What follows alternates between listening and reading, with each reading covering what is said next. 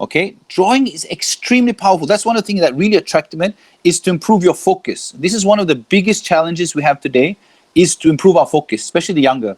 So drawing is a tool that, especially if the youngest draw out what they learn, it improves your focus. Your brain gets so absorbed into it and becomes more fun. Another thing that really attracted me, because I train learning, is that drawing what you want to learn increases, improves, and makes it more memorable, improves your memory tremendously. And there's a lot of activities we can do that. If I don't cover it today, we can discuss it another time. How you can use drawing as a tool. If you have poor memory, I can teach you how to use drawing as a tool to improve your memory. And number 3, for learning purposes, is thinking. Thinking, of course, drawing helps you to improve your visual thinking, your creative thinking, your collaborative thinking, and so on. Even your critical thinking. So thinking is a very powerful process that is enhanced by drawing.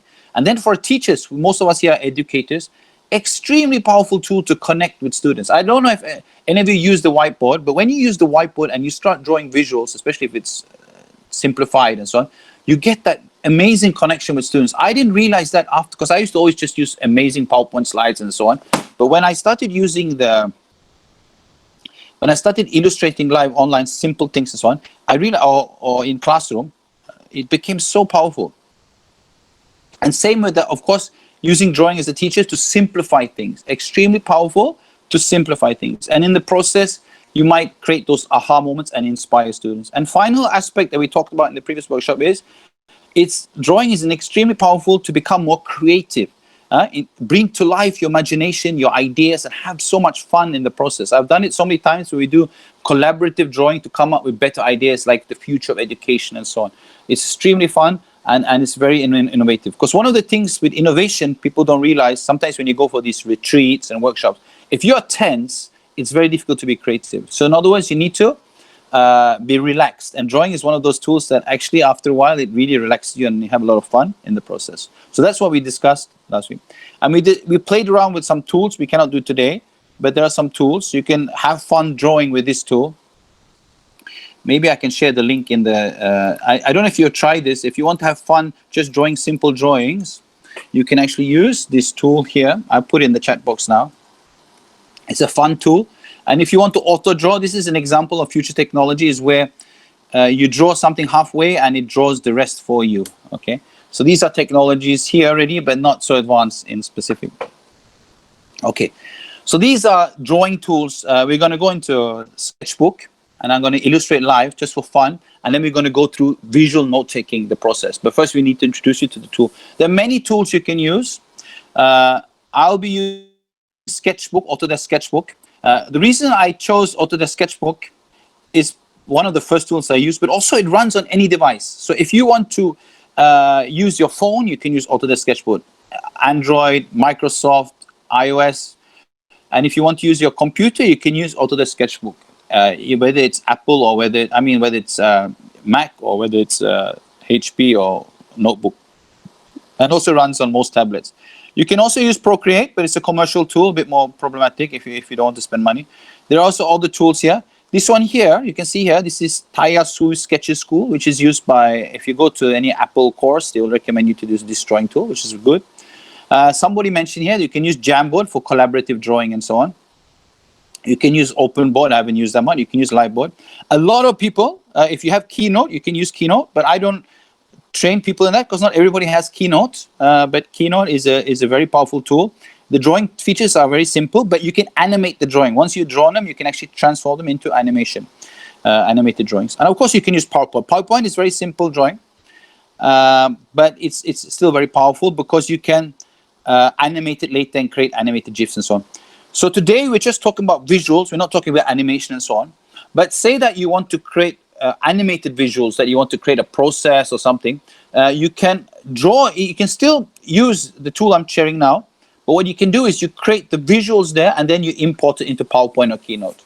In Keynote, you can do both. You can draw quite well, but it's quite limited in terms of features. Okay? Any questions until now before we move on? Or are we ready to move on? If you say I'm ready to move on, just say yes, ready to move on. Okay. Okay.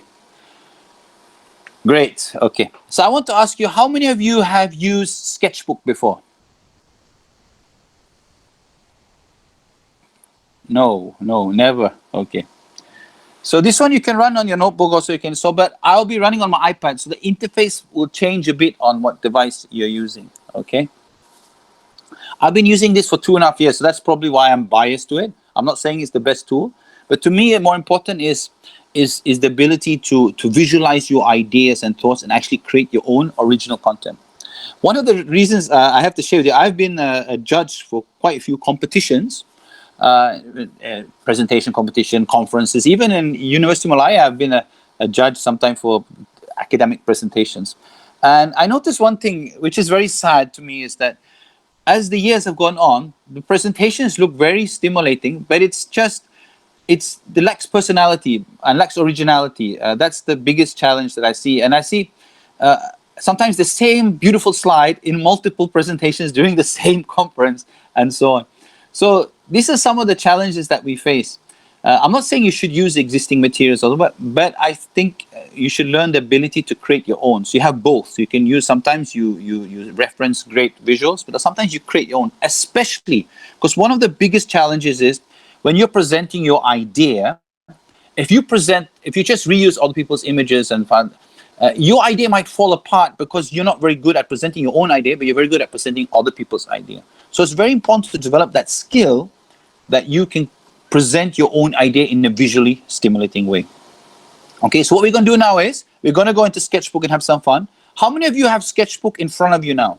Huh? Do you have? Can you just say yes? I have Sketchbook in front of me. I'm using it now on another device while you're listening to.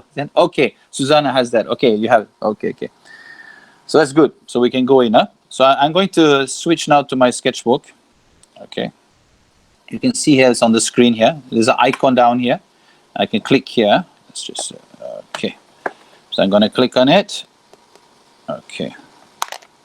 Why is my... Okay, wait. I have to... I don't know why my Bluetooth is... Apple Pencil is not connected. Okay, I need to go... Wait one second.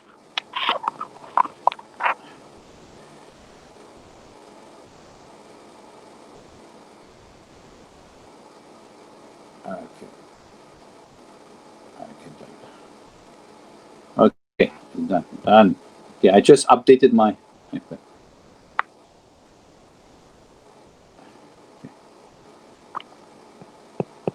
Okay.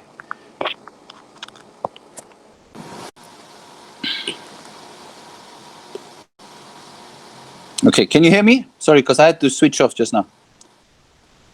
Okay, you can hear me. Okay. Somebody says Zuraini binti Bilal, is it free download or need to buy one? I don't have Zuraini. It's free. As far as I know, it's free. It's gone free. You can download it. You can download it on Apple Store or iOS. So just search Autodesk Sketchbook. Okay. So I'm going to go into Sketchbook. Okay. So this is what I'm just going to share with you some of the features, and then we're going to talk about visual note taking, and then we're going to do an experiment. We're going to actually try to develop. Okay. So the first thing you need to do is actually, you can see here, you can choose, you go here, you create a new sketch. They'll ask you this. You can create a new sketch. You can go from the gallery, or you can share, or you can preference. We're going to create a new sketch. So I'm going to create a new sketch. I click new sketch. And you have choices here. You can customize and so on, or you have preset. But the key here is the more resolution, better resolution you have, the more numbers you see in the W and H, the more crisp the visuals will come. Okay. So I'm just going to click create. Okay. So when you see, don't worry about the size yet, because unless you're creating a long visual. What I usually do is I just create and then I will crop later. You can even crop by screen grab. Huh? Okay.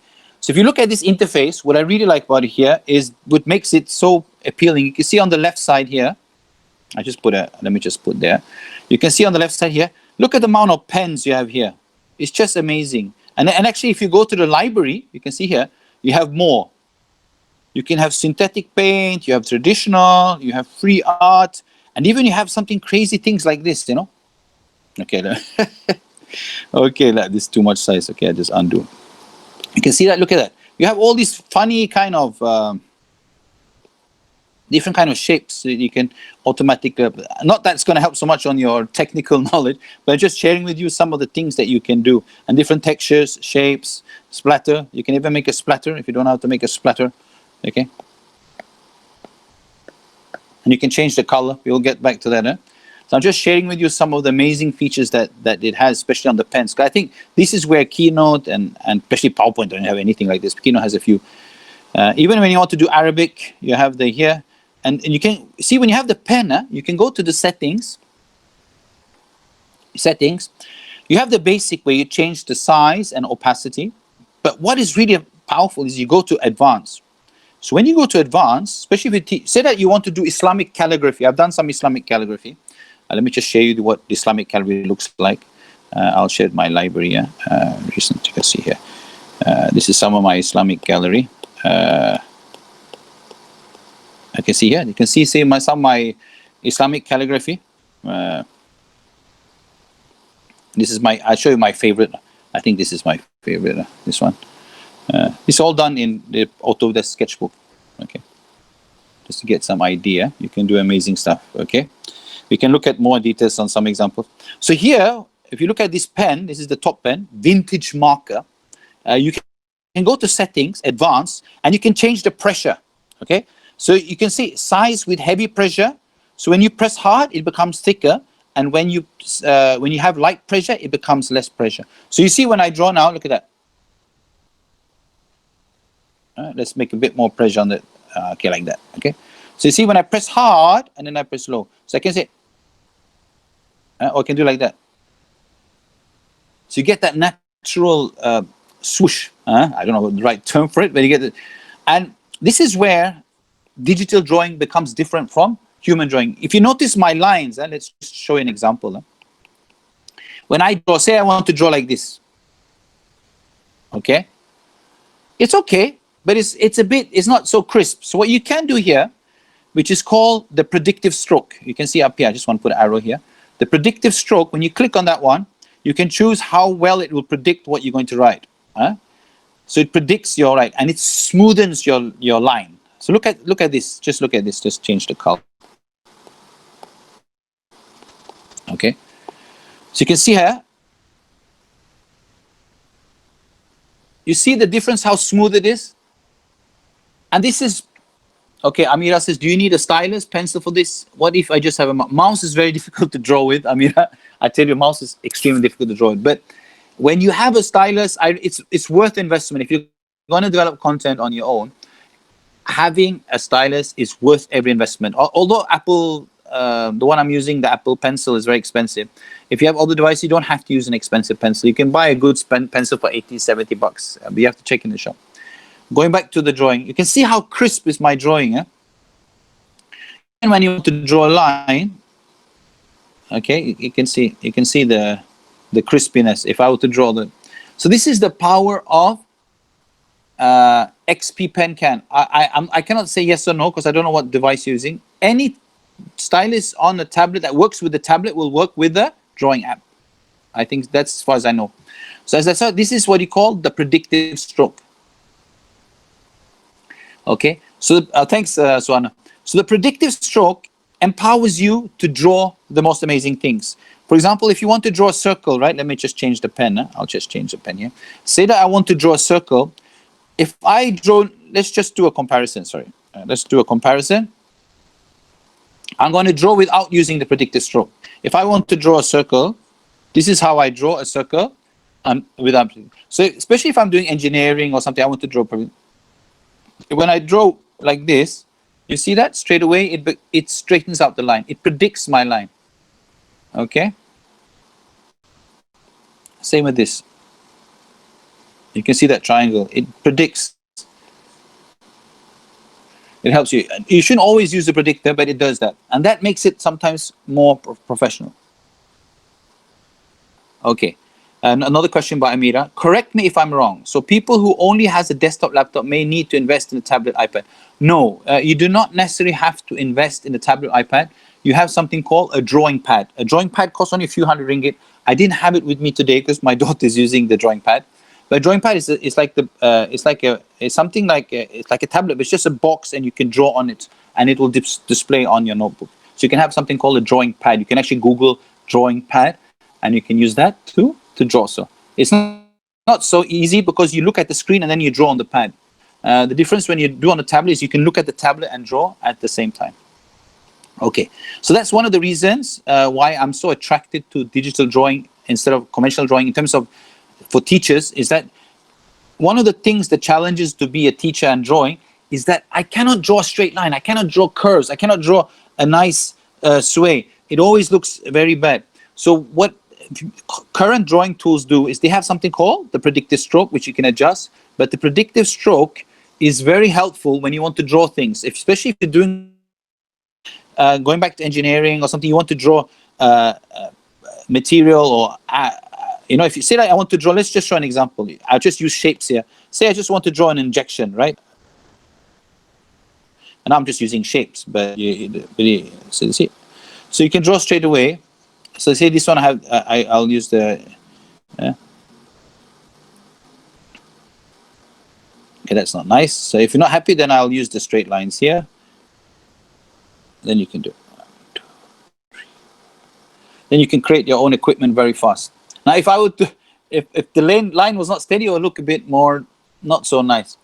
And the great thing is, once you do like this, what you can do here is say that I want to fill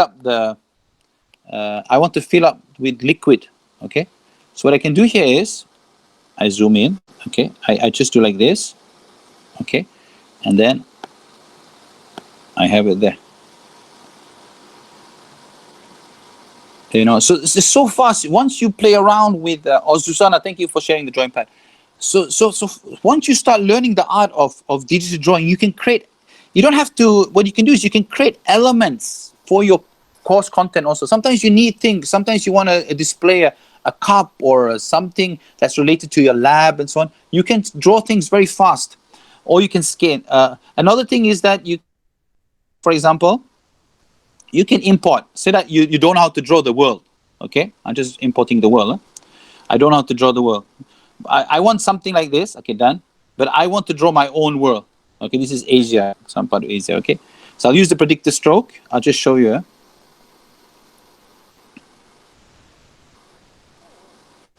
Okay, I'm not drawing a perfect one, but I don't recommend using predictive stroke when you want to draw the outline here, because the predictive stroke will straighten up and you don't want to straighten out. So here what I'm doing now is I'm just drawing quickly the earth, just to have my own earth. Okay, it's not perfect. I'm just drawing it fast, just straight to you. Okay, it doesn't. You just need a globe for your part of the item for your visual. Okay, and then what I can do now is I did a mistake. This is very important. I did a mistake. Let me do it again. I'll do it fast. When you want to scale, you have to actually create another layer. You can see on the right side, you see a layer. So now I have a layer on top. See here, there's a layer here. Okay, so what I do now is I draw on top of the layer, and that will, okay, so I'm going to do it again. Sorry. So now I wanted to have a globe, but I want to have my own style. I want it to be a different color, and I want it to be, so now I'm just drawing here. Okay, I'll take away. So I don't recommend using predictive stroke when you want to outline the countries, because the predictive stroke will just straighten out. Okay. And if the line is too thick, you can always make the line thinner. Okay. Okay. Just check. Okay. This is quite thick, the line. So here I'm drawing the globe. See that I wanted to have the globe in my slides, and I want to create a visual, but I don't want to have this style. I want to have my own style. Okay, once the globe is done, I hide the globe. So I have the globe here. And then what is really nice, you can color it. So you have the colors on the right side here, the colors. Say I wanted to have green, okay? And then I use this one, fill in, at the top here, you can see here, the fill in. So I click on this one. Don't need to worry about that. You have different kind of fill in, but I'm just going to do a plain fill in on the left here. So I do here. Here, wait, here, and then I want to have this. See, I have already nice color on the right side again, blue there, and boom, I have. And let's see the little bit there. You have to click inside. When you click inside, hey, let me zoom in. I click inside there. Okay, so I have created my own little globe. You see how fast? Only a few minutes. So that is a tracing. So you can do tracing also, but tracing sometimes is a copyright issue. But I think it's very useful if you're doing anatomy You need to say, you need to draw the hand. You don't have exactly the same as out there, but you want to draw your own hand. You want to have the right dimensions. That's a great time to trace. And also you can do tracing to adapt. But of course you have to worry about copyright issues if you draw exactly the same or you're selling the same kind of book. But this is really the power of digital. You can create your own content. And that's why I'm so eager to train educators, because they spend, I don't know how many hours in my life. I think about, I might have spent about 5,000, 6,000 hours of my life looking for materials for my content, and many times disappointed, but I just take it what is there. And I can just spend half of that time, say 3,000 hours, 4,000 hours of that time to learn how to create my own content. Instead of searching for content, now I can create my own content. Now that's the power of when you start learning how to visualize and draw. And anyone can learn this, but just with a bit of practice. So these are some of the features that I've shared. You have a lot of pens here. This is something you have to play. I'm still discovering pens.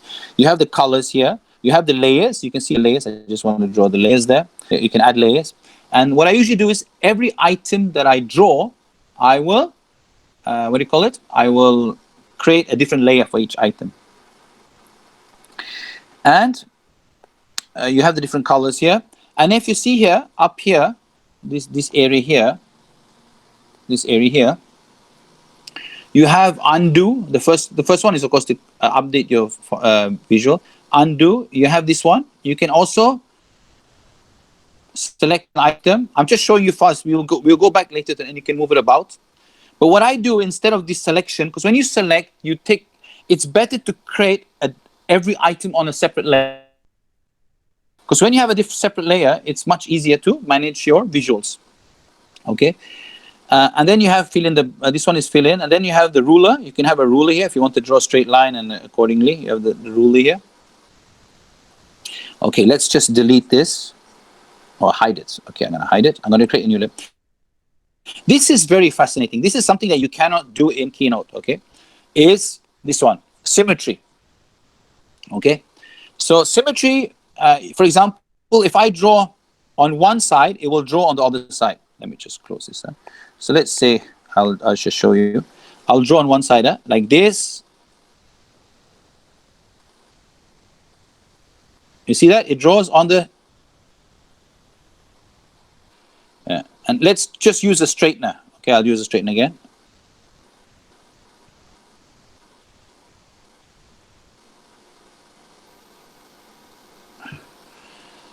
It will straighten up. Yeah. Okay. So you can see here. You can draw from one side. Draw. So this is very useful if you want to have everything needs to be balanced. And of course, then you can just color it later. Okay, it's taking some time now. Okay, wait, sorry.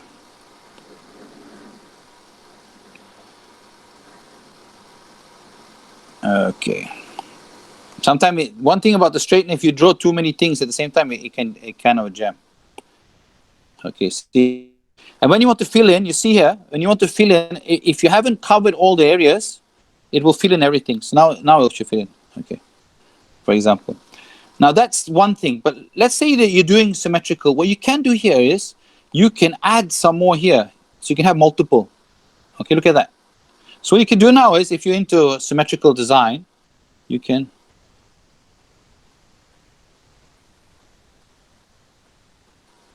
Okay, let's just.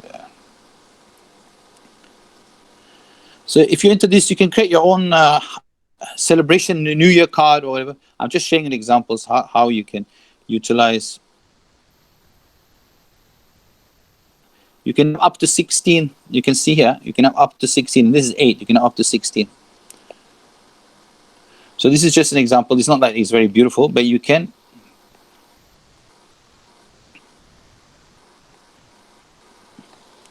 So this is something that's really powerful, symmetrical.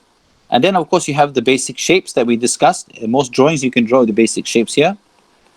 And then you have the predicted stroke. And then you have import images. Okay. We're not going to import images. And then you have this one. I don't use this much, but this is perspective. So you can have 1-point perspective.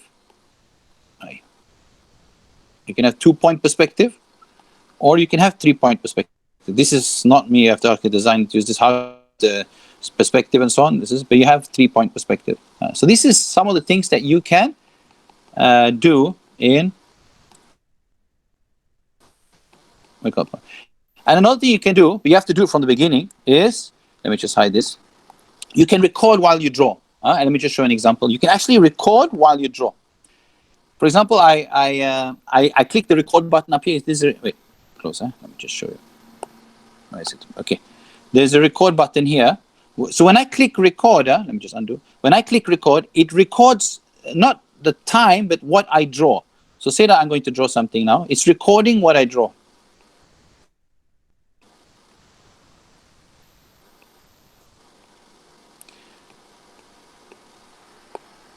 So if I want to show you how I draw, for example, I can draw this. I click there.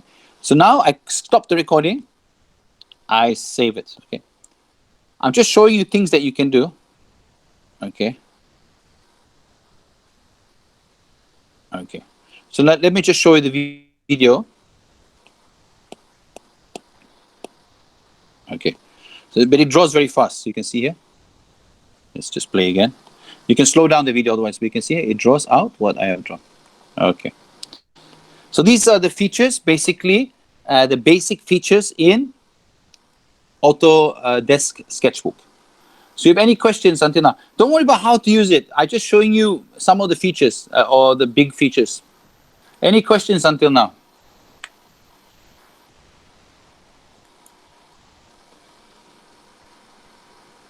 Okay. So this is a very powerful tool.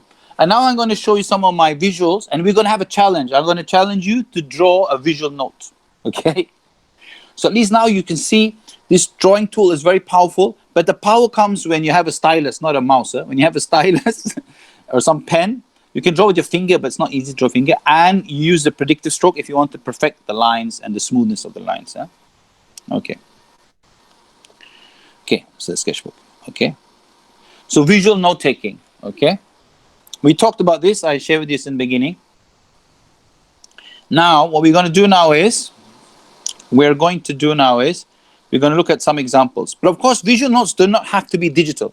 I think when you learn how to draw as an educator, not only can you use the whiteboard to write your bullet points, you can visualize, you can draw, illustrate live. And that's extremely powerful if you can use on the whiteboard. So this is the whiteboard if you use marker pens. And the other thing is, if you want to develop e-learning content, the easiest way to develop e-learning content is to learn how to draw what you want to teach. You just learn how to draw the basics you want to teach. You put a camera, you can use your hand phone. You have maybe to make it stand, and hopefully you can get good audio by the room is quiet and all that. And you set the video on and you record your teaching, illustrating on the whiteboard. That's the easiest way to develop e-learning content, and it's very powerful. There are a lot of examples on the power of that. Okay, I shared that in the previous workshop. And then the last one is that you use a stylus, which I'm doing today, which I'm illustrating today. So all these three examples. So once you can draw, you can teach your patients. I mean, you can illustrate the patient's issues if you're a doctor. As a teacher, you can go on the whiteboard. You can simplify complexity on the whiteboard. You can create e-learning content by recording. You're just drawing on the whiteboard. Don't need to worry about copyright. You're illustrating live, and you're connecting the expert with while you're drawing. There's something very powerful when the student sees the expert demonstrating the power of the knowledge, really showing the expertise. Because when you show PowerPoint, sometimes you don't know whether the expert really knows the knowledge. But when he is illustrating on a whiteboard, this guy really knows what he's talking about, especially when he simplifies complex issues and so on. And of course, you can use on paper for taking notes for students. Also for teachers, sometimes they have solving big problems. They keep on writing down, illustrating on the paper, then they get the idea like Leonardo da Vinci and so on. And then of course the stylus, which are today. So let's see some examples. This is one visual note. I attended this lecture. I forgot to put the date here. I attended this lecture 1 or 2 years back by Prof. Mushtaq. He's been to University of Malaya. He's very popular, right? Is employability in the 21st century. He gave a speech, 1.5 hours. And I drew it out, but I sketched it in during his talk, and I drew it nicely when I went back, because I like to sketch, just scribble when I listen to people talk, and then I go back and draw it nicely. And because I learned one thing as, if you try to do visual note taking while a lecture, it is very, what do you call it? It's, you say, I should have drawn this, I shouldn't draw. So what I do is, this is my recommendation if you take visual notes, unless you're a professional, is to take scribbles during the lecture and then you draw it nicely later using an iPad or something. But scribble first. You can scribble with your iPad, of course. So if you look at this lecture, what I summarized, he basically gave 3 main points. He said the future university should have academic excellence. Of course, that's all universities strive for that. And then he introduced emotional intelligence and happiness. Now, most universities do not emphasize on emotional intelligence as a strategic weapon, or not weapon, strategic skill that, or ability or empathy that students must have when they graduate. And also he wants the students to be happy, so he infuse happiness. And to do so, you can't just say you want emotional intelligence. You have to do something to make it internal through gratitude and gratification and learning how to care and empathy and so on. So they do a lot of to help people and so on. You can see the projects here: Go Global, Great Dream, Happiness Project. And also they learn about emotional intelligence, whether it's self-management and self-awareness, or social awareness and a social relationship.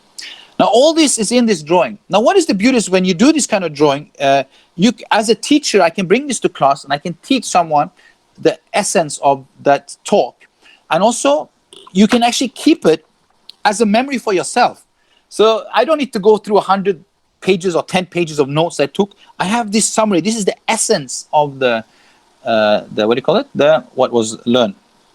This is another example of a visual note I did when I do my workshop on learning skills. This is summarizing my whole learning skills workshop in this drawing. We talk about, you can see here, it's called Super MRT, not the MRT, Super MRT. So here, the main thing is to learn how to focus. Once you learn how to focus, you improve your memory, and you improve your reading, and then you improve your thinking. And in the process, after learning how to focus, we teach you different memory techniques and so on. We teach you how to improve your speed reading and smart reading, and also improve your thinking skills to learning different thinking tools like 6 thinking hats, design thinking, and so on. So all this in this drawing. The idea when you have visual notes, it becomes like an implanted memory and helps you to keep the memory longer. That's why I say in the 2 things that helps you to do when you do visual noting is to become more creative. And at the same time, not just more creative, you also become, what do you call it? Whatever you learn becomes more memorable. So that's the power of visual notes. And this is how you can also help the students if you create more visual notes for your students. Okay. This is an example of Industry 1 to Industry 5. I'm not going to go through each one. But I try to visualize, because people are talking about Industry 1, 2, 3, 4. But I think education needs to focus on beyond Industry 4.0, they have to think about, imagine what 5.0 will look like, or 6.0, if they want to go into that ground. So here's an example of me having fun drawing Education 1, 2, 3, 4, and 5. We don't really know the name for it.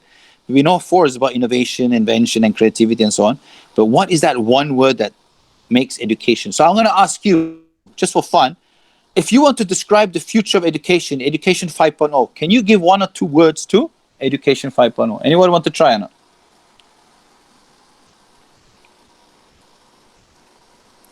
Education 5.0. Can you give 1 or 2 words? Imagine if you had to give 1 word for it.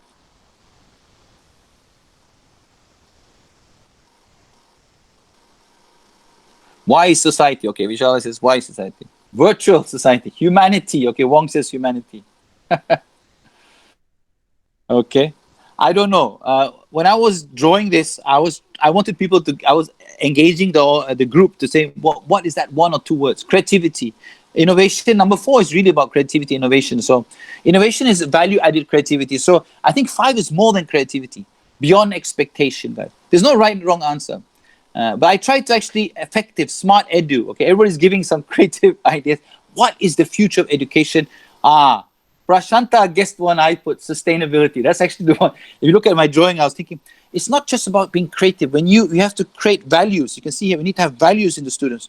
And we also need to have, when they are creative and innovative, they think about not just the creative innovation and money, they also think about the globe and the world and taking care of the earth. As we know, we're destroying so much of the earth. So this is another example of just using drawing to create that imagination and open up your mind to different ideas instead of just putting what is education 5. You actually bring it back through a drawing.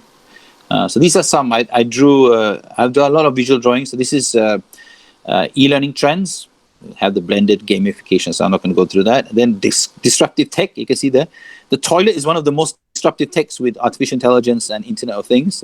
You go to toilet and you can get so much information about yourself. So these are a lot of typical disruptive tech. Okay, survival skills. So here I draw. This is simple text. Stick figures.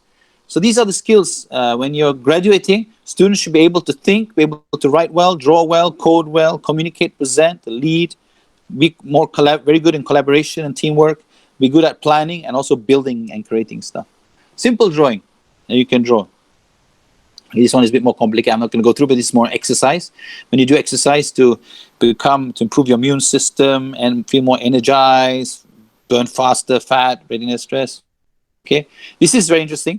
If you look at our education system, this one I drew because I learned from this guy. I like to draw, like last time, every week I will draw one drawing on the most important thing I learned. So this is an example of, we talk about we talk about knowledge, about attitudes, we talk about skills. This is education focused so much on this, but a lot of education, especially universities, focus very little on nurturing good habits in students. For example, study habits, right? If you focus on the examination model, right? It encourages, if your results are based, say that the grade is based 80% or 60% on the exams, you already encouraging in a way bad habits, because you're telling the students everything is based on exam, 60% is on the exam, focus on the exam, and what's going to happen? Most students are going to end up cramming. They're going to focus. They're just going to study for the exams. Actually, you're nurturing habits that are not necessarily good. You want to have habits that they focus on the learning, they focus on studying throughout the process and not cramming for long-term memory and so on. So one of the things that one guy was talking, I can't remember who was talking about this. He talked about cash. He said cash. So students should have knowledge, attitude, skills, but also habits. Habits is they call cash. So this is an example of a drawing that I did on cash. So this is a missing part actually that is not strategically. Universities and even schools are not enough. Maybe they're doing, but not enough encouraging habits that are for the future and the present in the society and life itself. This is another example of a drawing. And this is a summary of my learning skills workshop, 9 things you will learn. This is a very interesting drawing because it's very relevant to you. Students need to know how to be active during the webinar or lecture, but also learners should be able to, they should prepare before the lecture and talks and webinars and so on, because many don't. So this is actually skills that you develop to prepare before talks, and also what you should do after talks, revision, to ensure that what you've learned during the talk is very memorable and understandable. So it's just an example of acting, because a lot of students, what they do is they come to class unprepared, and after class they don't revise much, and then they sit for the exam or do cramming for the exam, and they still do well, but what they learn is not very good for long-term memory. Okay, so these are just some examples. This is another drawing that I did, was on the importance of fusion of drawing for art and science, the Leonardo da Vinci method approach, where that when you learn how to draw, you learn critical thinking, creative thinking, inventive thinking, collaborative thinking, and computational thinking, all fused into one. Okay, this is STEAM. And this is Scamper. And this is visionary. Who wants a leader like this, the bullet form, right? You want to have a leader that brings in the vision, okay? So visionary leadership. So this is just some examples of visual note-taking. This is my own. I'm just sharing my own. There's many ways to do it. This is not necessarily the right way to do it, but I like my form of visual noting is very little words and only the key important words that you want to remember for life or long term, and then you visualize them and bring them to life, okay? So here an example, we draw to engage, we draw to engage, we draw to simplify, and we draw to inspire. Okay. Okay, so now we're going to get started. Okay. But before we do that, okay, visual note taking. So when you take visual notes, okay, before I start, anyone here, anybody here taking their own visual notes or not?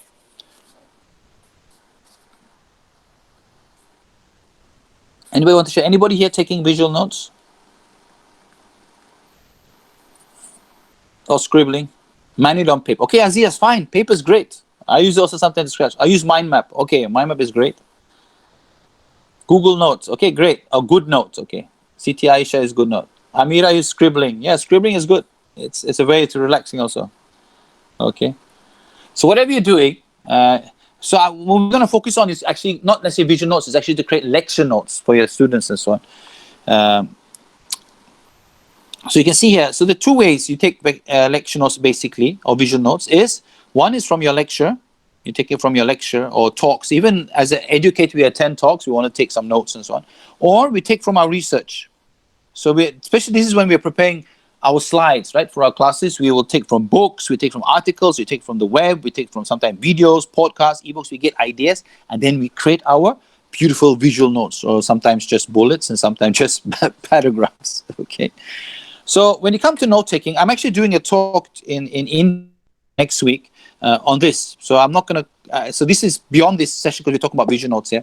So what is important is for students in general, when they capture they don't want to only have video recording of this, right? They also want to capture it. So there are different ways of taking basic notes.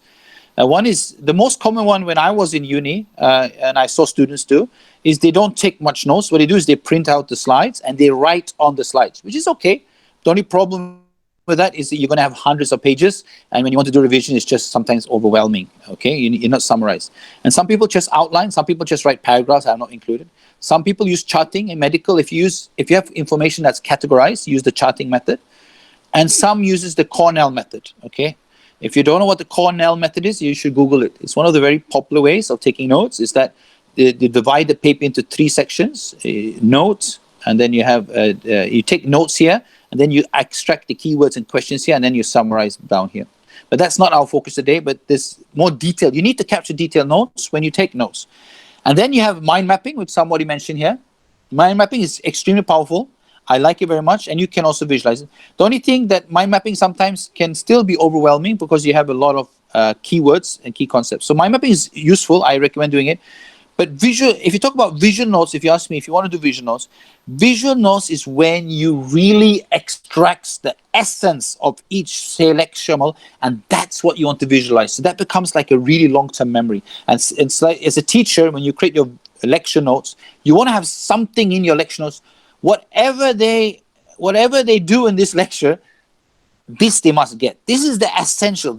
So that is, to me, is, if you ask me what should we do visual note taking on, is on the essence, the essential, what information that we really, really want the student to learn. That is what we visualize to a level that it becomes, using our imagination, make it so visual. So they try to make it as unforgettable as possible. So what we're going to do now is, in another 3 minutes, is to do visual note taking. The 6 stages here. The first stage is, of course, you need to capture the keywords, key concepts, and then we need to decide the layout.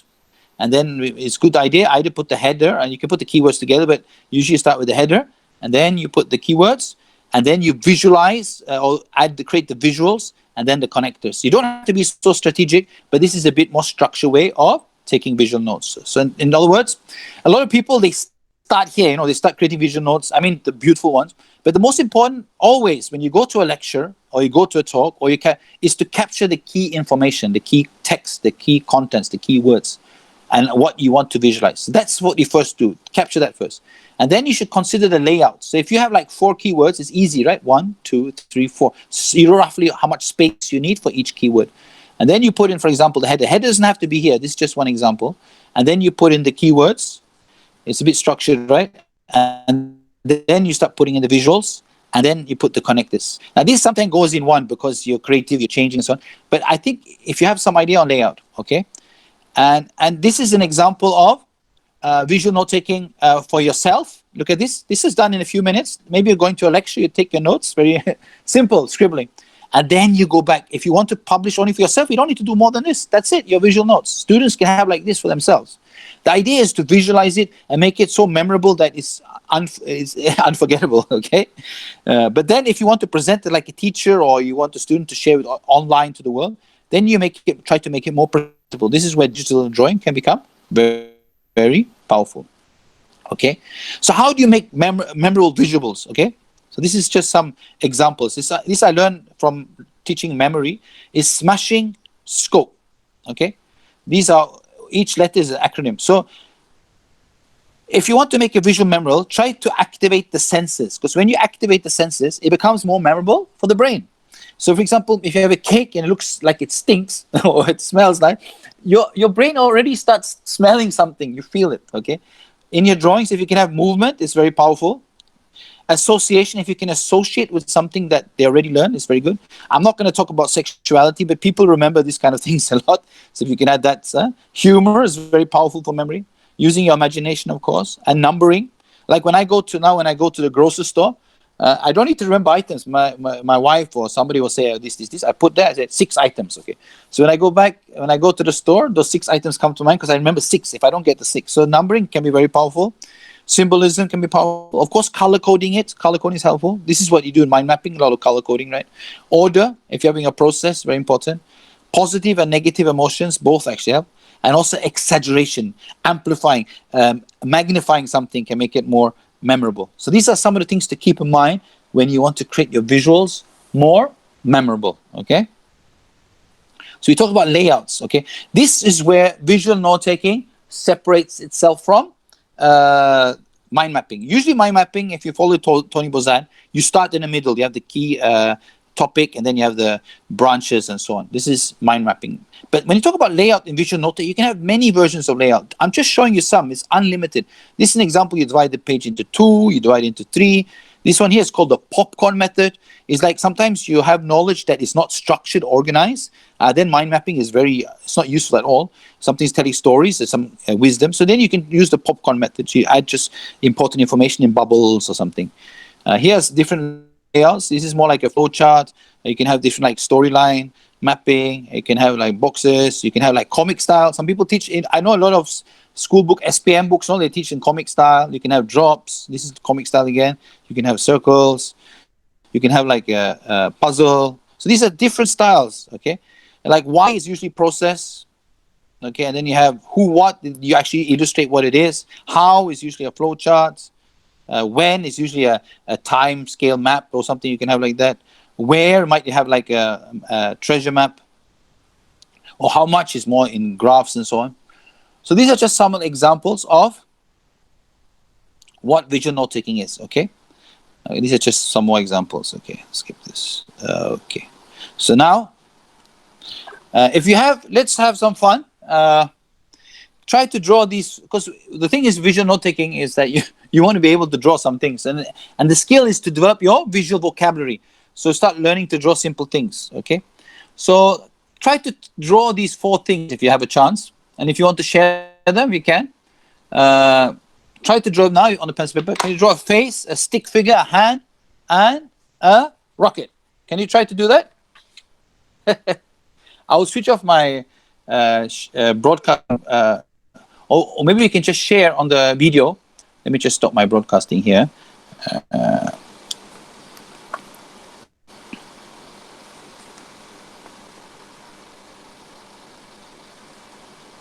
Okay. And then we're going to go back to drawing, live drawing, huh? I have to give a challenge. Okay.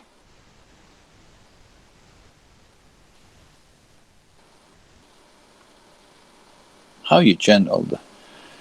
Okay. So try to draw the 3 things. Let me just repeat what I said, because you might have forgotten what I... Try to draw a face. Try to draw a stick figure.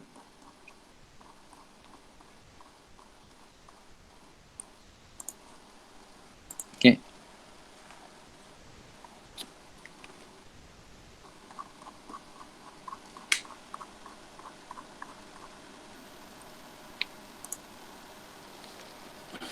A face, a stick figure, hand, and a rocket. And try, if you can divide your paper into 4, let me just do it myself. A face, a stick figure, a hand, and a rocket.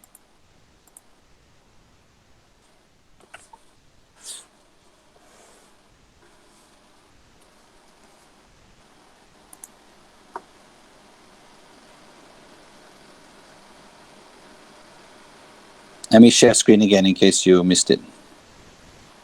This is your break, drawing break.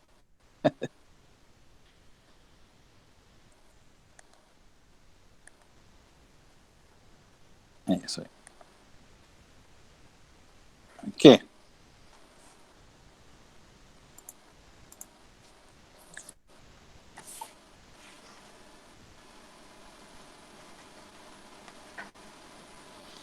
I think one of the things that you must realize when we do drawing, especially live drawing, you want to be able, especially if you're using it for teaching, is to draw, what do you call it?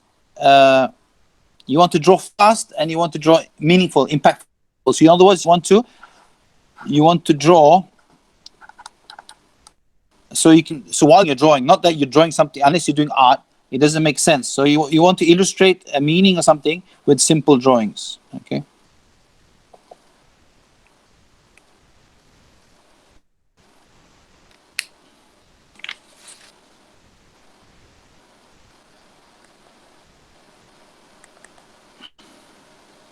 Okay.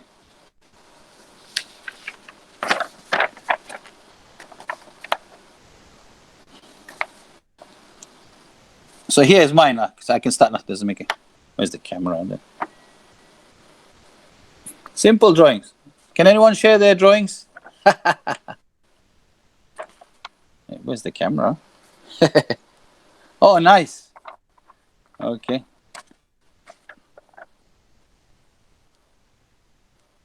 Very nice. This is Susanna. Very nice. Wow, very nice. So you draw a lady, I draw a man. Okay. Where's my camera? Anyone else? Okay, seems like only us want to share. Okay, but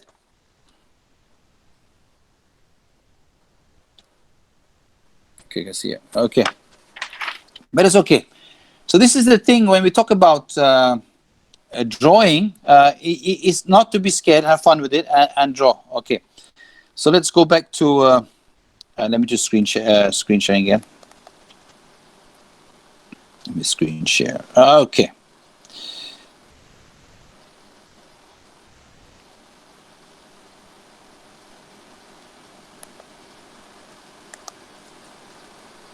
Okay. So so what I've been saying in terms of teaching, drawing and teaching, what is important to learn how to draw is actually what is relevant to what. Okay. So let's do some in the chat box. What is relevant for you? For example, if you think about your subject, what would be nice for you to draw on the whiteboard or even draw on your vision notes that you would like to draw, and you cannot do at this moment? Maybe you can share in the chat box. Maybe something that you would love to draw, but you are not able to, and you would love to do. Anyone? Details, okay? What kind of details, Susanna? Values explicit, visual, or values explicit. Examples of values, or in simple figure format? Because honesty, or how to draw honesty. You can visualize. Anyone here can share? Maybe somebody in the group can say, how can we draw honesty? One of the easy ways is actually, if you cannot find blissful, is actually to Google it. You can also Google honesty if you want, and then see examples, and you come up with your own based on if you're lost for ideas. I think Google is very good there for Rukun Negara. Okay. Let me just show you an example. Let's go. I have here. Wait. I'm gonna go through this one here. I did draw the 16 core values. You can see here. Yeah, I'm showing you an example here. This is an example that I did based on this. I saw this slide. Just show an example. I showed last time also this slide. I was so impressed with this slide in terms of the depth of knowledge, but I tried to visualize myself.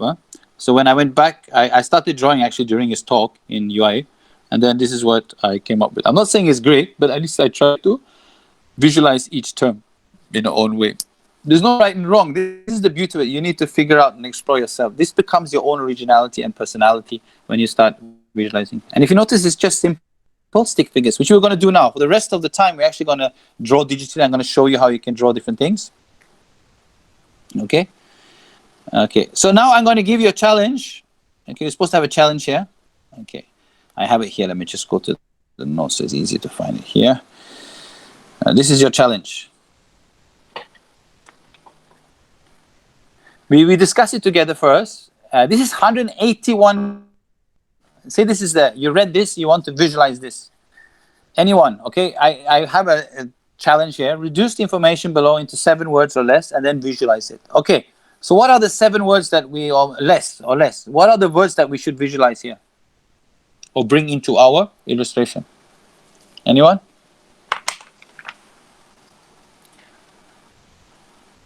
This is your challenge. You can also start drawing now if you want. We'll spend the rest of the time. So I'll show you live. I'm not going to draw a perfect one, of course, but I'm going to draw a simple one just for illustration, how we can draw our own information, and then you see how I'm using the digital drawing tool. So anyone here?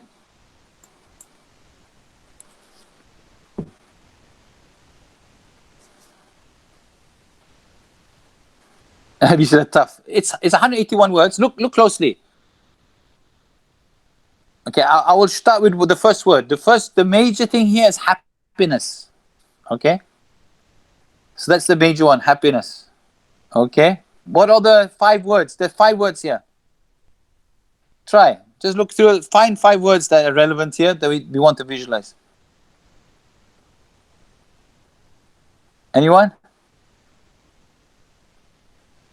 Positive emotion. Yes, see, you said tough. You already got the first one right. Positive emotion or positive emotions. Okay. Engagement. See, Sikrutan says engagement. You have another thing. So this is the first process. When you do visual note taking, relationship. Okay. Shireen says the whole thing: psychological well-being, happiness, positivity, engagement, relationship, meeting, achievement, relationship. See, so a lot of people, they start visual note taking and they don't know what's important. So easy way, if you want to do for your lecture notes, is to extract the key words and key concepts, and then you start visualizing instead of swimming here back and forth. So spend a bit of time on extracting the key information. Okay. So what we're going to do now, you've seen you've already done quite well. So let's go back to the drawing tool. Going back to sketchbook. Yeah. Okay. Okay. So let's have some fun. So what was the first one? Let me just, I'm going to dustbin this one. Should I use this one? I think I want to use this one. I'll use this one later. Let me just, I'm going to take away this. I want to use this globe. This globe I can use later as an item in my, okay. So let's just hide this first. Okay. So what was the first one? Happiness. Okay, let's say the topic is happiness let's go back to the things which is here. Okay, so the author of this theory of happiness is Martin Seligman. Okay, we have identified 5 keywords. One of them is positive emotion. Second one is engagement. The third one is relationship. The fourth one is meaning. And the fifth one is achievement. So all these keywords we want to put into a visual note. Okay, so let's do that. Okay. Okay. So I'm very lazy when it comes to font. Sometimes I don't. So what you can do is you just, instead of drawing out the font, you can draw out the font. But sometimes if you don't want, you can go up here. Right, so you can go up here. They have, let me just do black. They have already here the fonts. So what we're going to do now is we're going to write happiness here, text. Okay. I do capital. Usually titles is your capital. This is sometimes better in PowerPoint because they have a bit more. So you have here different font types. I'll just stick with the thing. Should I use this color? Maybe orange. Okay. So what I'm going to do, I've done, and I'm going to move it down here. So say I want to start from here. The happiness is a box here. Maybe I start from down here. You can always move later. Remember, I told you each layer, each thing. So one of the things that is a bit awkward here is shading. So what I usually do when I do shading is I duplicate. So I click on the layer here. You can see I'm clicking on the layer on the right side, and I duplicate. And then I color the thing black. So I choose up here. You can see up here, I choose the black. So what I do now is you can see here the happiness is becoming black. And then you can see on the right side, I move it down. So now it's missing, right? And then I move it here. Happiness. Don't worry if you get it. As long as you got the idea, you will get it. Okay, happiness. Happiness. Okay, so you have it here. So this is the first word, happiness. Okay, so of course I know about this theory. So one thing, if you go back to the theory here, sometimes if they got 5 words, if it can be an acronym, it can become more powerful. Okay. Oh yeah, sorry. I did a spelling error. Okay, sorry. Let me repeat. Sorry, I forgot. This is one thing about text. It's not so easy to edit on drawing tool. Okay, thank you very much. Love it. Okay. Happiness. Okay. Thank you. Is it correct now? Double P. Yeah. You cannot be happy with one P. Yeah. Okay. So I'm going to do this again. Okay. What I can do now is actually I can duplicate it. I duplicate it, and then I color it black, and then I move it behind. So duplication is useful. Okay. And then I move it behind. Okay. Thank you. So you get to see what I do again, and I just move it here where I want it. Okay, that's done. Happiness. Okay.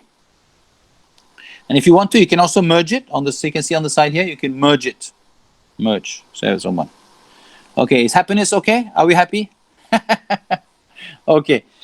So let's say that we want to have a drawing. So I'm going to take for fun. I'm just going to take. No, I'm not going to do this. I'm going to take an image I found. This is from my office. No, I don't own this place, but I mean, yeah. And let me just move it to the back. Yeah. So you want to scale this image. Yeah. So what I'm going to do now is I'm going to make it a bit loose. Okay. And I'm just going to bear with me. Yeah? I'm just going to have fun. Let me just on top. Sorry. So remember, you create another layer when you want to trace. You create another layer. Okay, it's not black. I want black. Yeah. I want the thickness, thickness 10. Okay, that's nice. So I want to use this guy just for fun. They're just showing you an example of if you're lost for ideas, you can actually take existing pictures.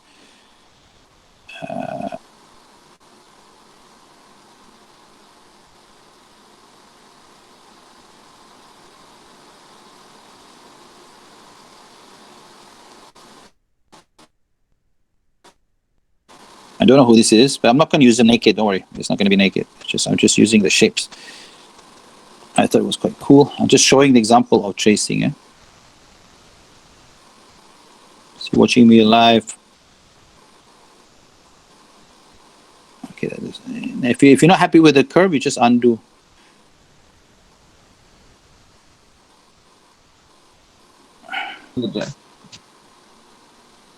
If you have any questions, this is the time to ask questions. Huh?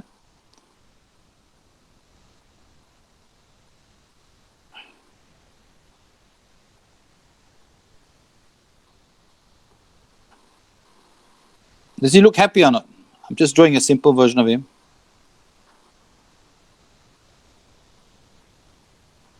This is something it's not planned, so let's see how this works out. Okay, this is Marshmallow Man.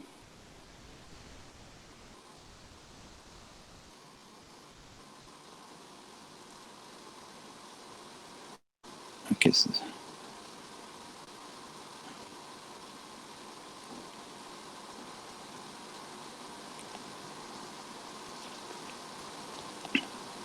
You don't have to fold. One thing is sometimes it's good to have.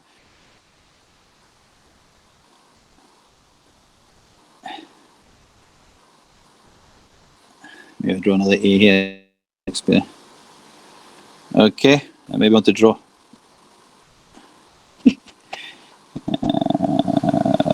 Okay. So.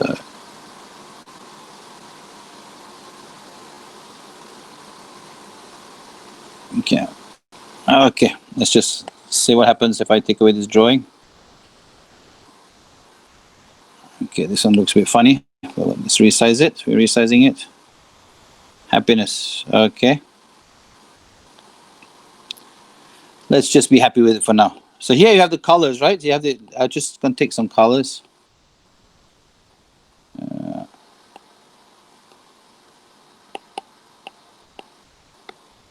Okay. He's wearing a suit, like kind of superhero. What? Okay. Okay, it's not a very nice one, but what to do? Okay, we just use this as an example. So now remember there was 5 words, right? So what we're going to do now is I'm going to acronym each word. Okay. So what was the first one? The first element was what? Anyone can guess? Okay. Aziza says tracing the image or picture is a good idea to avoid copyright. Allow us to tweak it to our preferences. Yeah, I think tracing sometimes is useful. Say that I'm teaching anatomy and I want to just trace to have the right proportions of the hands and legs. It's very powerful. So that's very helpful in terms of anatomy and so on. Tracing can be helpful. Sometimes you want to have somebody in a certain position, fighting position and so on, but you don't trace everything. You're just tracing the position. Maybe you change the face. It's up to you. I'll just show you a quick example of tracing so you got some idea. So the first one was P, yeah? So, okay. So we have P, okay? For example, P. I'm going to resize this guy, yeah? This guy is too big. He stands here. Yeah, he's tipping here, okay? P, okay? Maybe we want to have a different color here. Let's just do a different color. Do reddish, okay. Okay, so let's undo first.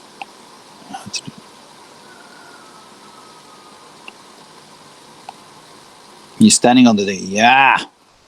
Okay. So now we're going to add the acronyms. So what was that? PERMA, right? So let's do a P.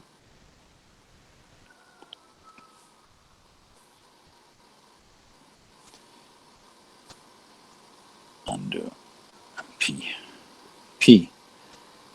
Now you wanted the color. Sorry. Undo. Get the color.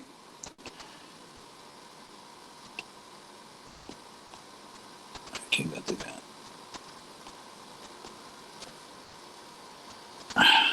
P.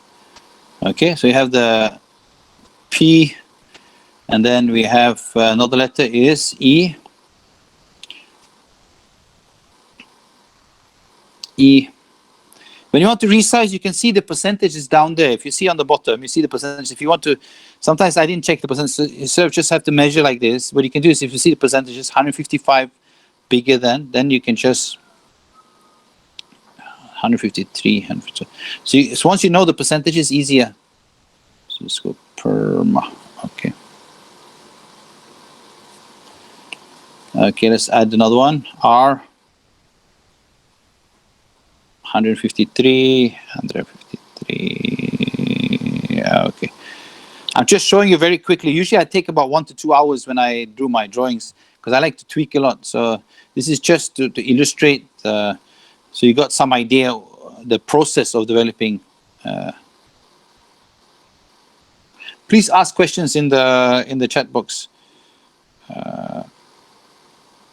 Okay, you can see, you notice now so I have to move them a bit. Let's just move here. That's on. Move it here.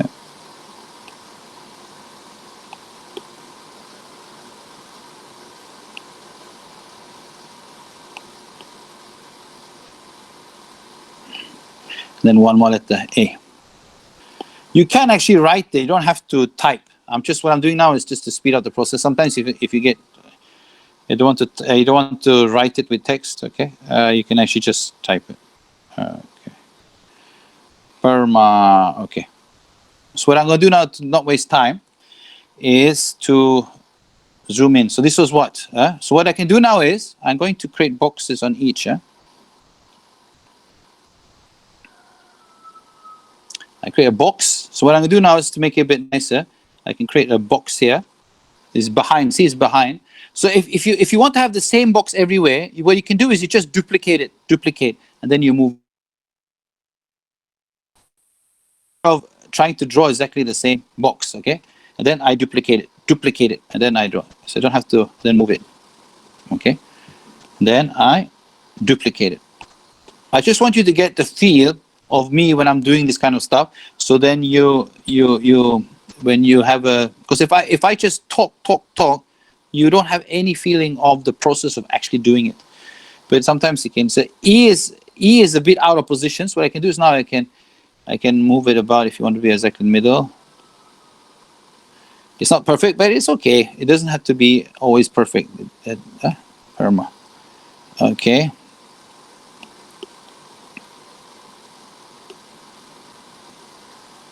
And then A. Okay, move it. Okay. So what is nice now is, let's look at the M, which was M.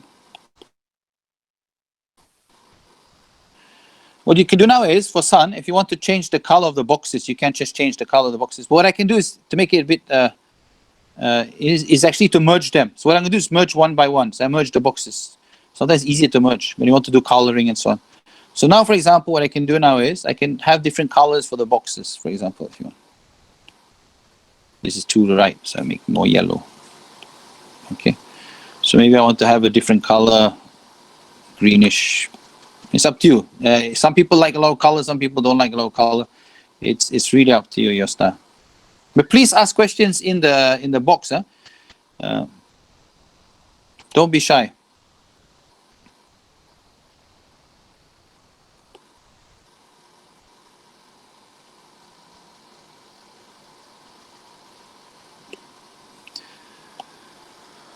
Okay, so this is just a very plain example. So Perma, so each one was here. So what here, if you want to, we don't have to, I can just write it. So what I'll do now is I'll just write it here. I'll use maybe a smaller font. Okay. So what was the first one? The first one was positive emotion. Huh? I'm using predictive strokes. Maybe I'm not so strong. So just use this is the problem.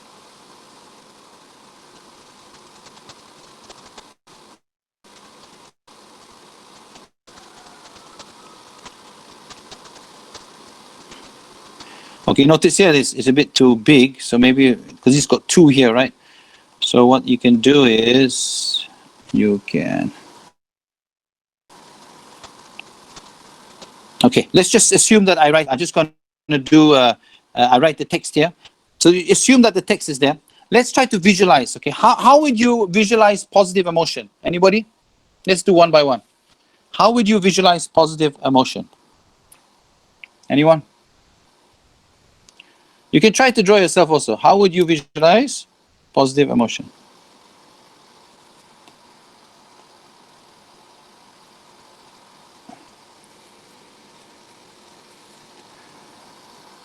While you're doing that, I'll just play around a bit.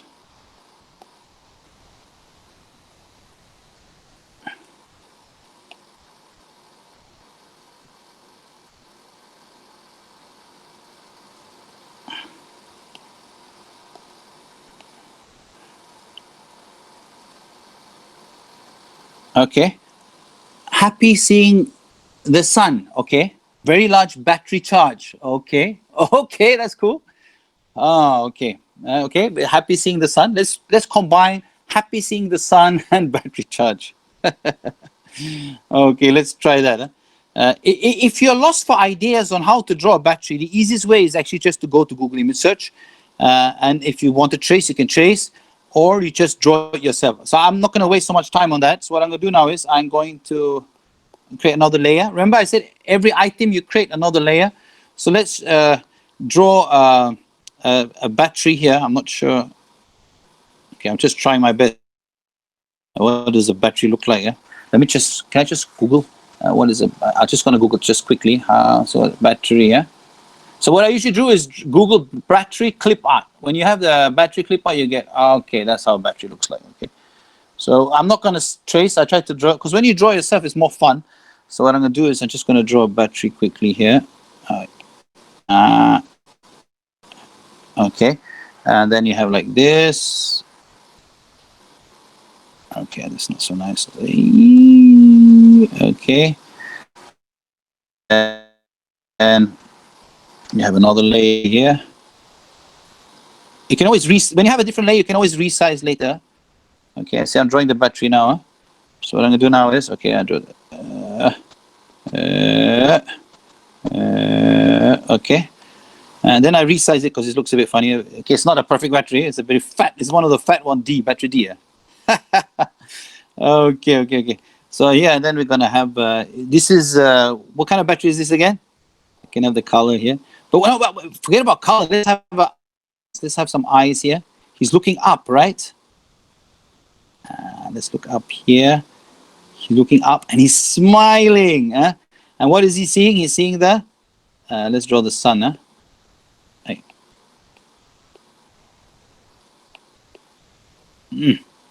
And the sun is also smiling. I'm just trying to visualize.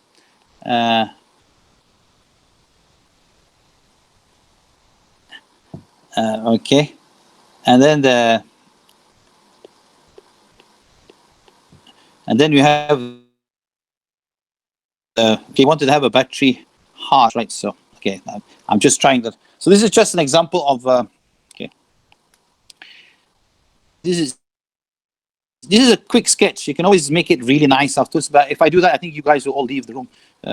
Okay, so you have here a simple of positive emotion. Imagine the text is here. So if you want to have the full text here, if you don't want to have the text here, you ask them to memorize. And what you can do now is if you want to color it, for example,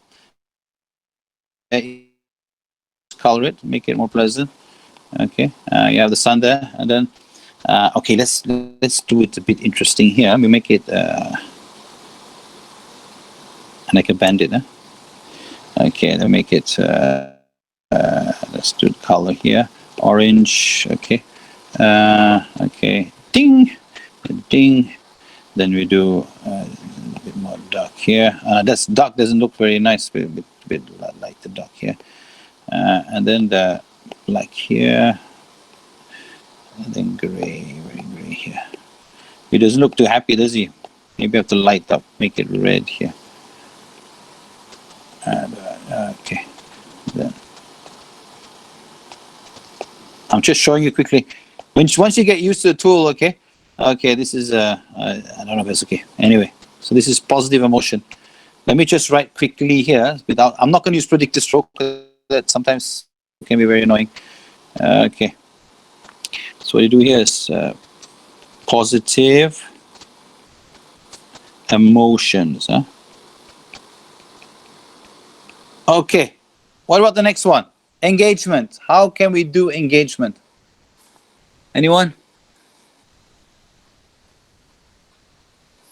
How can we draw engagement? Let's do that together. Two heads talking, okay? Okay, we can do stick figures. Two heads talking, okay? What else can we do?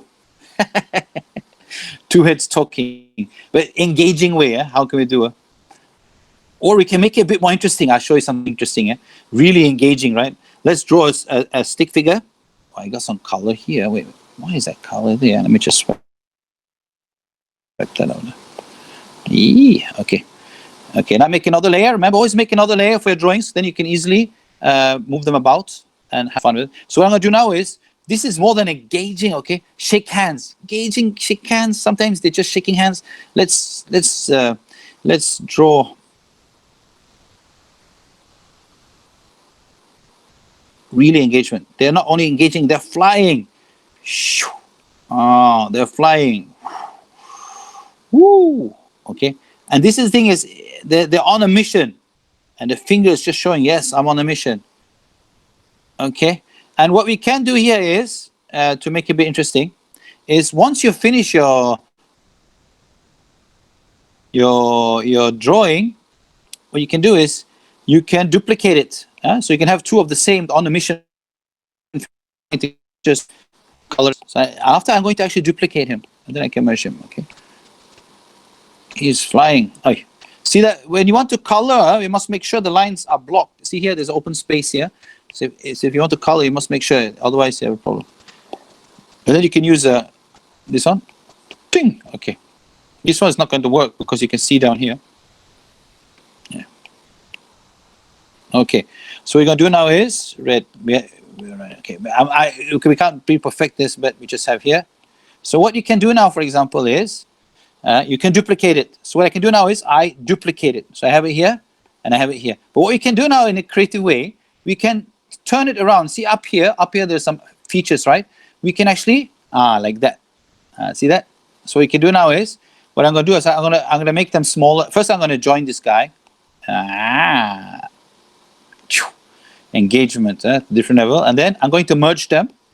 And then I'm going to resize them. Yeah. So engagement, okay? Just a creative example of different kind of engagement, okay? Then just going to write there. So please think about the next one, relationships. While I'm writing engagement, how can we do relationships?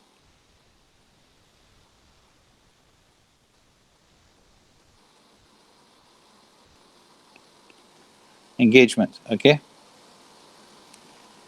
How about relationships?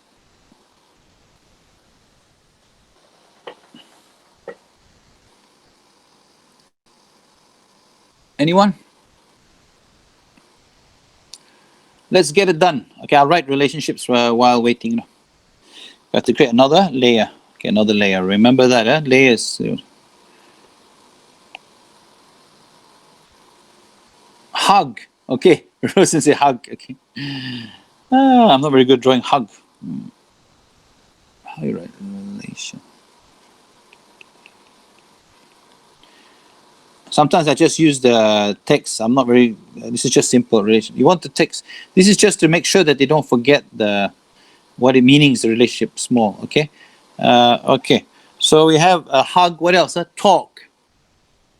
Mom carrying a baby. Wow, that's a deep relationship. Okay, to speed up this one, sometimes it takes a bit time. So what I'm going to do now is I'm going to draw two stick figures again. Simple.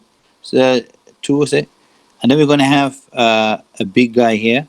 It doesn't have to. One thing nice about stick figures is it doesn't defense race. It has nothing to do with gender necessarily. So it allows you to more, what do you call it?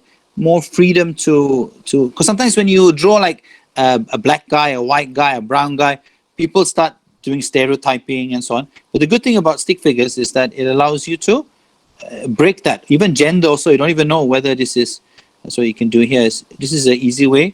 So you have here,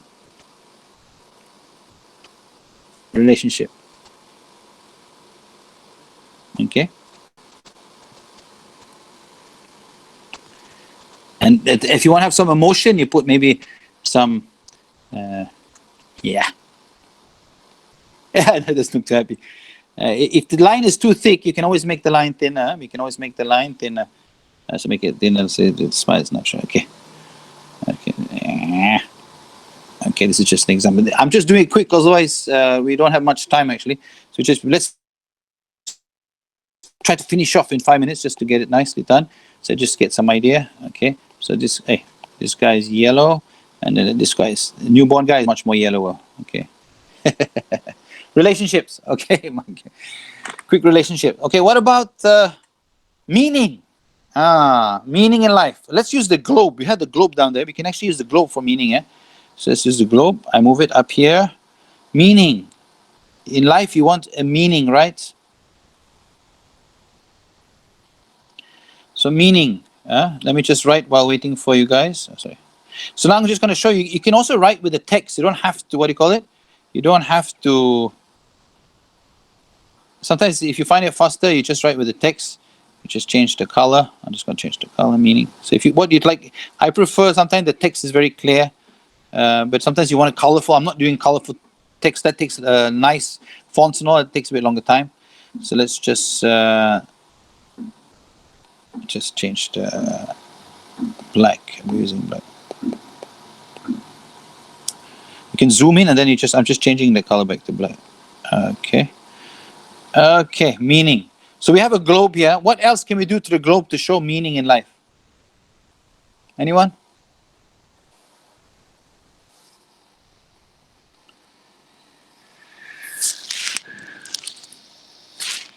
Anything with globe and the meaning?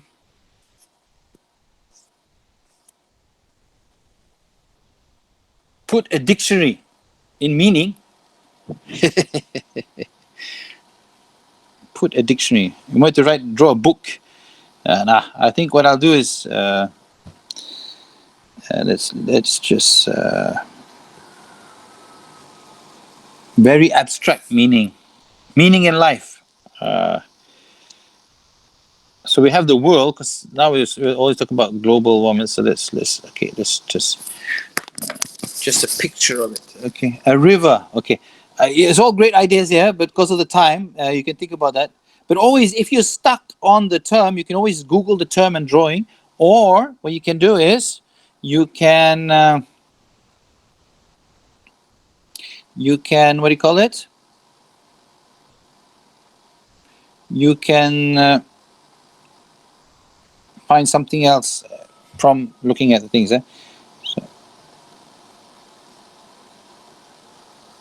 So I think it's a lot of great ideas here. River, a picture of it.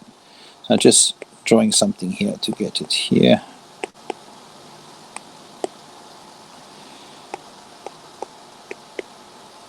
Okay. Okay. So you have meaning in this life.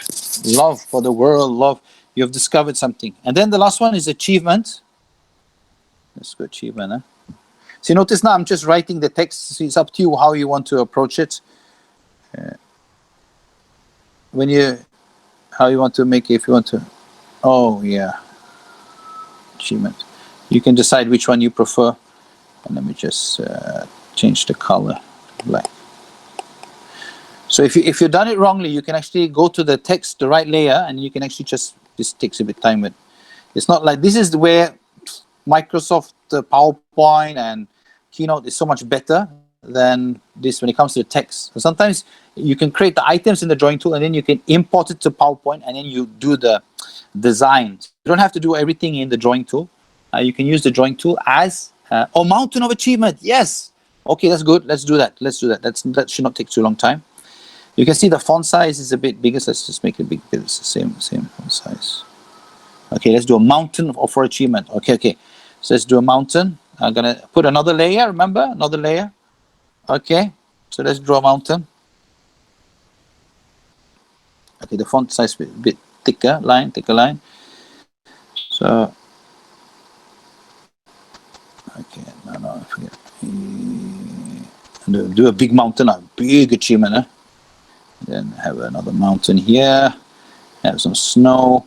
And then what we can do is, we can have a flag here, right? Because achievement usually have a flag. Let's make it a straight flag. Do the line, straight line. And then, okay. Then we color it red, right? We color it red for achievement. Okay. And then, see, when you have open, the two ways you can do.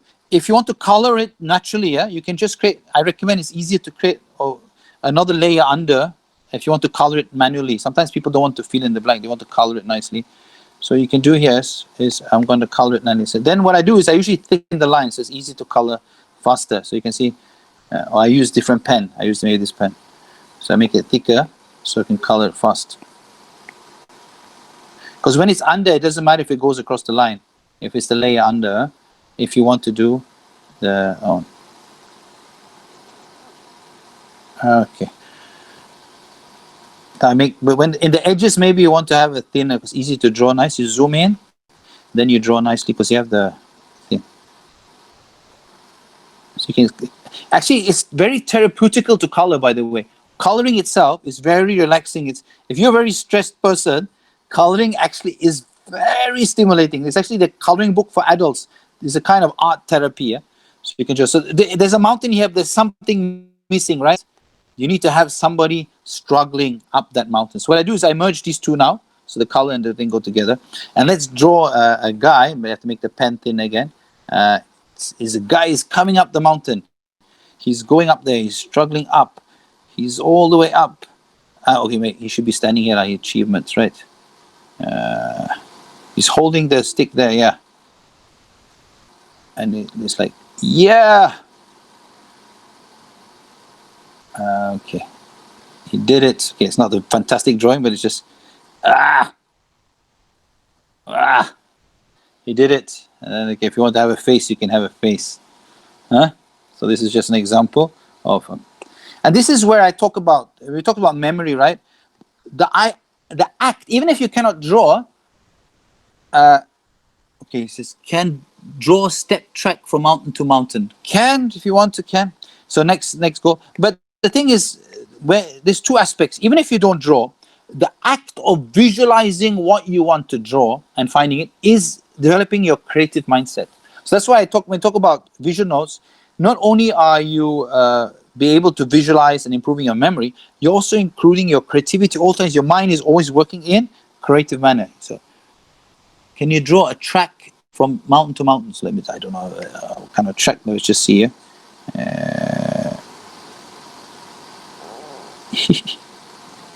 I don't know if this is a track. It should be a curve, right? Usually it's a curve. So here I will not use predicted. I use less predicted stroke. So it's like a...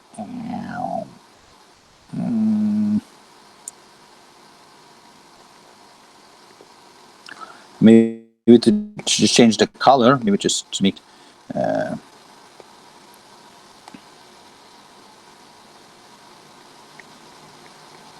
okay. So that's it. So we have kind of... It's not a perfect, but this is, I just wanted to see the process of drawing. Of course, we can make it nicer as we go along.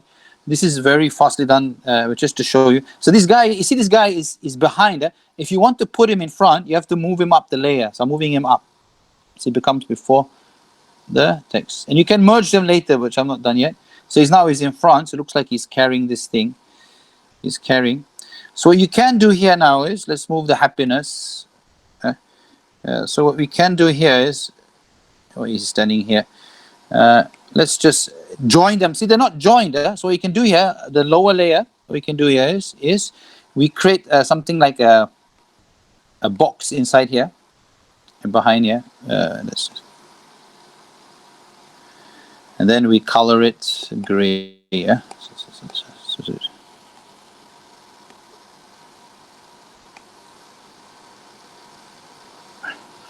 There's so many things we can do to make it.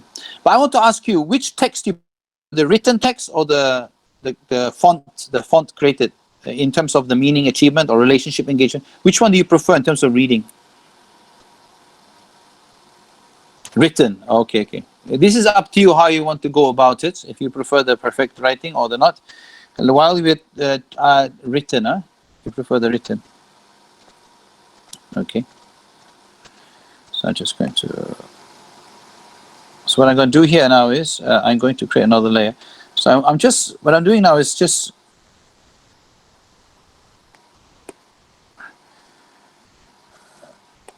what do you call it? Just having fun.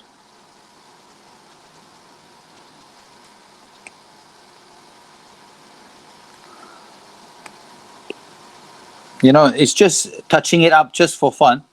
And you can still keep on working on it. As Rashida said, easy to remember with picture, right? So this guy is not nice. I mean, if you ask me if I had time, I would work on him. I would work on him a lot. I'll make his face. So for example, here, let's go back to this guy. And this guy looks very funny, very plain. So let's look like a bit more normal. Because you can't even see his hands. At least it looks a bit. So go back to color. Okay. Ding. And then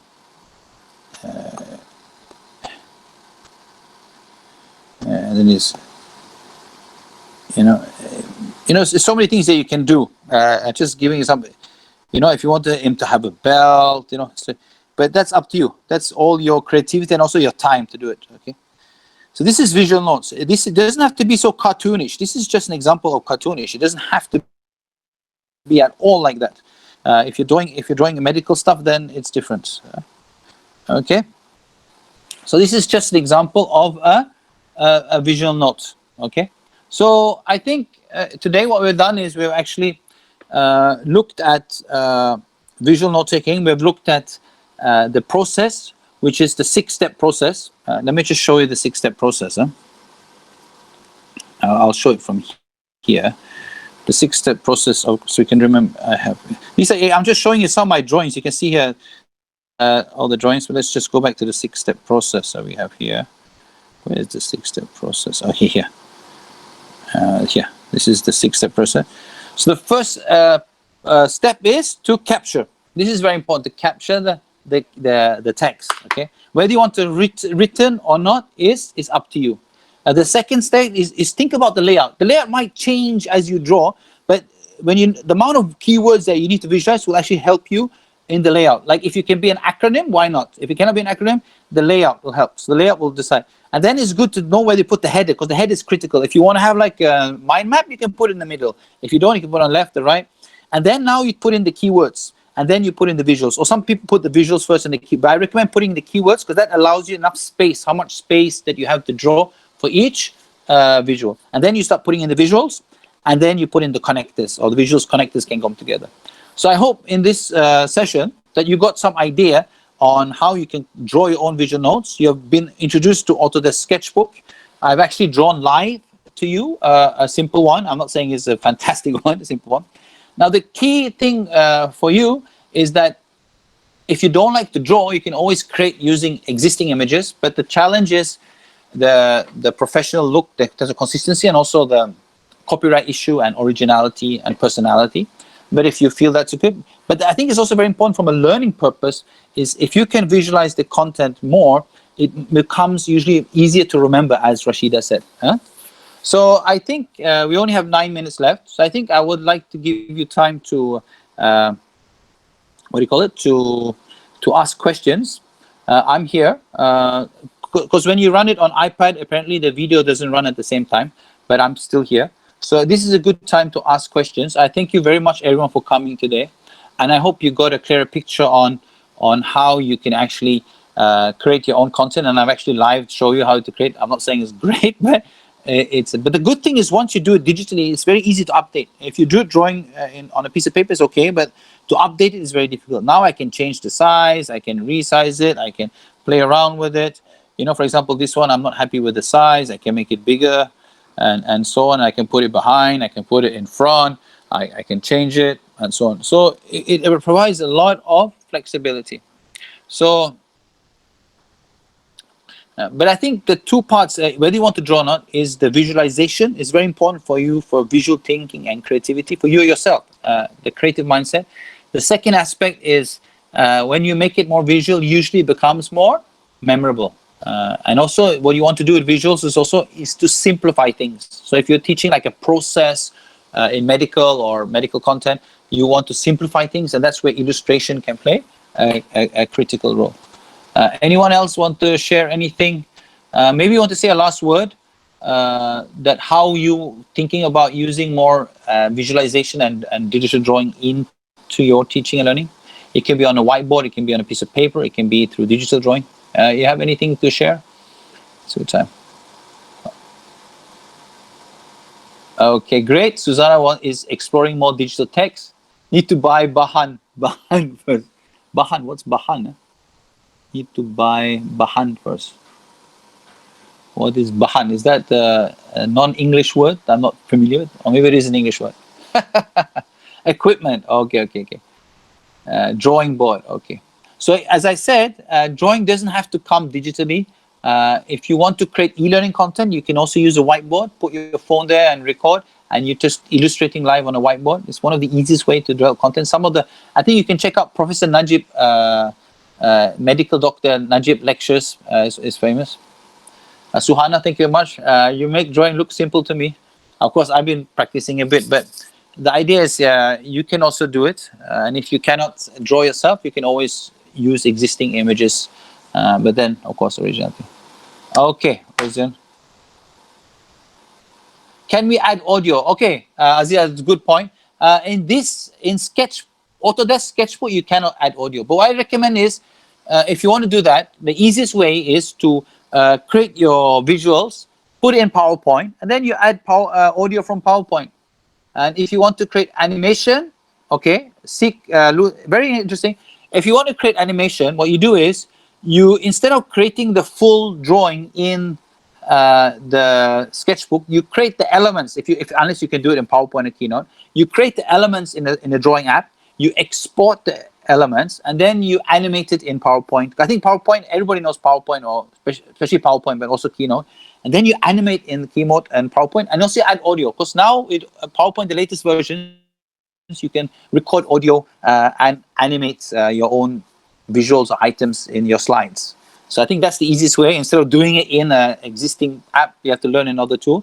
It's easier just to use PowerPoint or Keynote, which you're already familiar with. You're not going to do advanced. You're not preparing animation for a company. You're just doing it for your lecture. So you don't have to go into so many complicated tools. But what you do is you want to illustrate different aspects. But today I focus on creating the basic visuals. I think this is really missing. I see less and less academics actually creating their own. I know it's time issue, but creating their own visuals, and they end up lacking that originality. And sometimes it looks quite unprofessional because it's taking images from here and there. Some are good quality, some are bad quality. A lot of issues. But sometimes if you just spend time learning how to create your own visuals, it becomes more consistent, it becomes more personalized, it becomes more fun also. But of course, finding time is not easy. Okay, so I think I'm going to stop. I pass over to Adek. I thank you very much for inviting me. And the turnout was actually better today than last time. So, okay, good. And I hope you benefit from it, and all the best. And if you want a personalized changing, maybe we can arrange for that I actually come and I train you guys in using it more for teaching and learning. As I said, you can do it live, you can record it as we talked about in PowerPoint, you can do it for individual lecture notes. There's so many ways to do it. Once you can illustrate live or in digital, you have so many creative options to create your own original content without worrying about copyright. Okay, what I'm going to do now is I'm going to stop the broadcasting.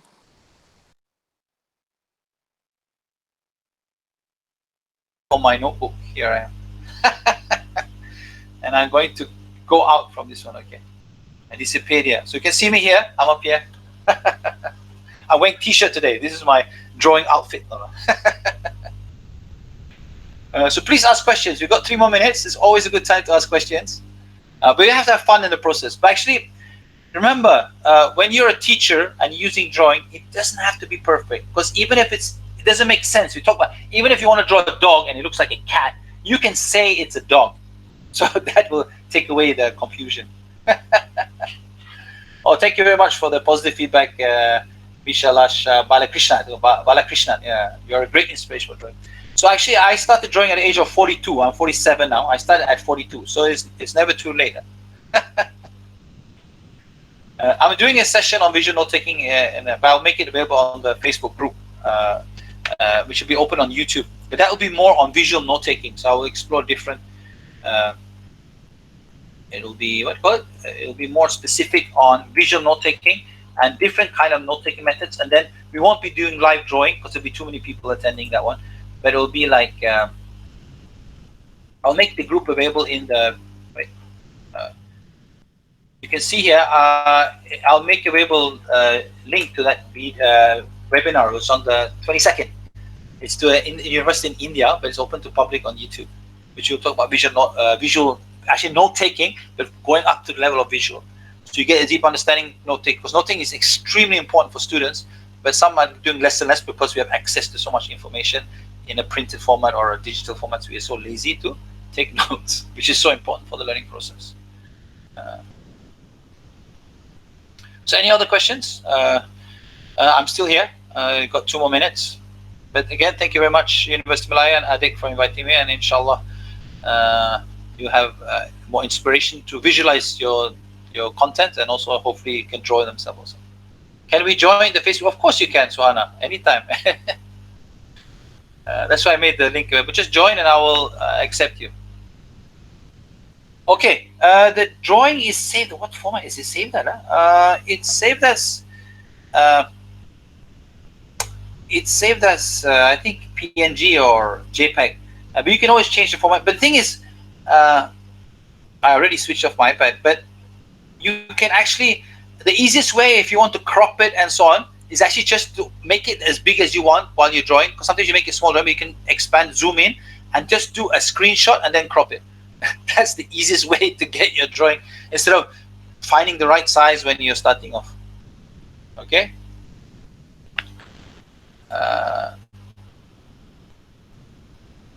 Okay, I got some people here. So any other questions? Approve all. Okay.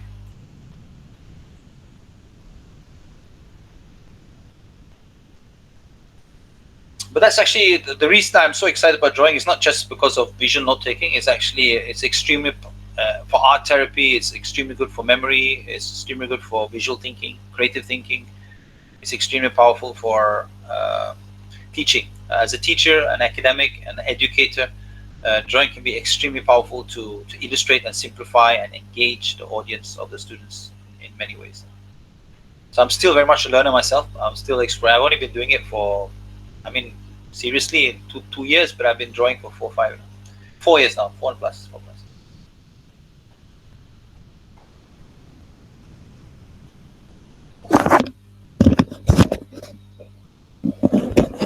Hey, hello? Can you hear me? I was using the wrong mic. Oh my God, I was using the iPad mic just now. So I don't know, you probably heard me from there, not so loud and clear. This happens when you have, what do you call it? Using the wrong device. So any questions now? Again, thank you very much, Adik, for inviting me, and I wish you the best. And hopefully you can explore visualization more and your own originality and creativity. But this is using two devices and two mics can be a bit risky. Uh, so, any questions or not? But again, thank you very much, and inshallah, you have a lot of success in your future endeavors to visualize and engage the audience in many creative ways.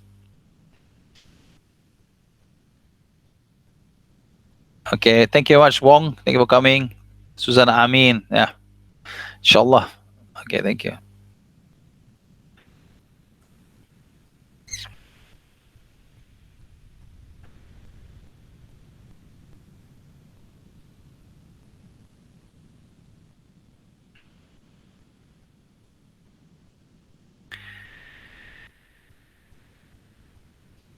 Okay, thank you, Aziza. All the best to you also.